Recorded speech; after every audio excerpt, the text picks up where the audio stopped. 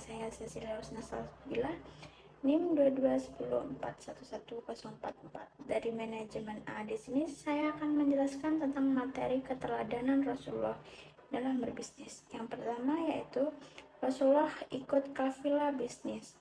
Suatu ketika Abu Thalib, paman Rasulullah, mau berangkat dengan kafilahnya ke Syariah. Pada saat itu Rasulullah ingin ikut dengan memegang jubahnya dan memperlihatkan keinginannya agar ikut. Beliau kesayangnya sang paman kepada keponakannya, ia pun memperbolehkan Rasulullah ikut. Abu Thalib pun berjanji akan selalu di dekat dan menjaganya.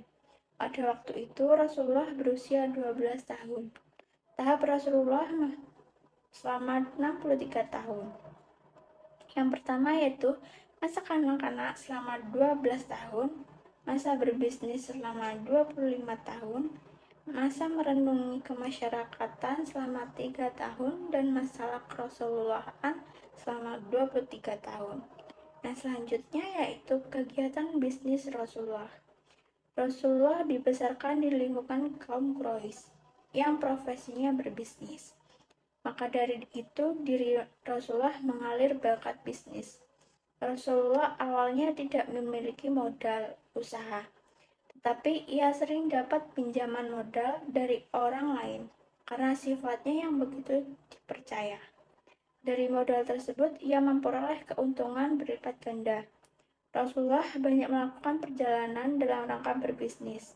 Tidak mungkin Rasulullah hanya berdiam diri di rumah, sedangkan pamannya adalah seorang yang miskin. Perjalanan bisnis Rasulullah ke Yaman, berbagai kota di Yaman telah ia kunjungi. Antara lain yaitu terkenal ialah Jurs dan Habasyah. Bahkan Bahrain yang jauh terletak di sebelah timur Arab telah dikunjunginya.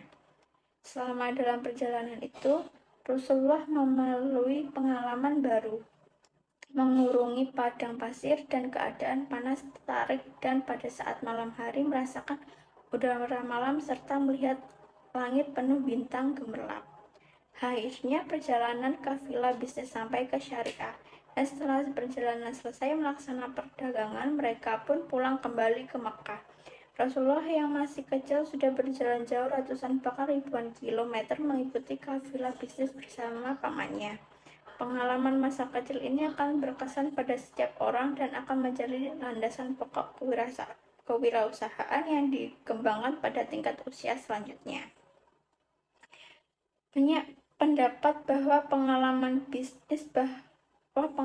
bisnis masa kecil sangat berpengaruh terhadap kemajuan bakat wirausaha pada saat dewasa. Demikian yang terjadi pada Nabi Muhammad. Umur yang dihabiskan beliau dalam berdagang ternyata lebih panjang dari yang beliau habiskan sebagai Rasulullah. Yang ketiga yaitu konsep bisnis Rasulullah. Konsep bisnis yang diajarkan Rasulullah ia apa yang dimaksud dengan value drive, yang artinya menjaga, mempertahankan, menarik nilai-nilai pelanggan. Value drive juga erat hubungan dengan apa yang disebut dengan relationship marketing, yaitu berusaha menjalin hubungan erat antara pedagang, produsen, dan para pelanggan. Di antara pelanggan tetap ia ada yang benar-benar tertarik dengan barang kita, lalu ia akan membantu mempromosikan barang kita dan menarik orang saudara dan teman-teman untuk mengonsumsi atau menjadi pelanggan. Hal tersebut dikenal dengan istilah relationship marketing. 6 hal yang ada di konsep bisnis Rasulullah. Yang pertama, konsep production. Konsep ini memandang bahwa produsen membuat produksi secara besar-besaran, kemudian mendistribusikan ke seluruh daerah melalui saluran pertokoan. Yang kedua, yaitu konsep production. Konsep ini memandang bahwa produsen harus membuat barang yang berkualitas. Yang ketiga yaitu konsep penjualan selling. Konsep ini memandang bahwa produsen menghasilkan barang secara besar-besaran, kemudian berusaha menjualnya dengan menggunakan promosi iklan secara luas guna memperoleh publik.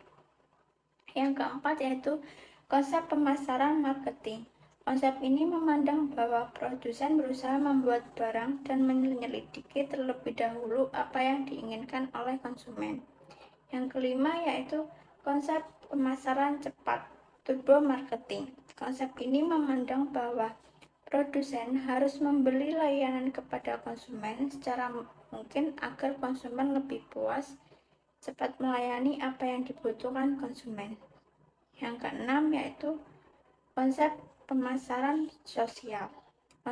Social marketing. Konsep ini memandang bahwa produsen tidak hanya memperlihatkan konsumennya, tetapi juga memperlihatkan dan menjaga kepentingan masyarakat, lingkungan, dan terakhir yaitu konsep bisnis Rasulullah. Benar, sidik.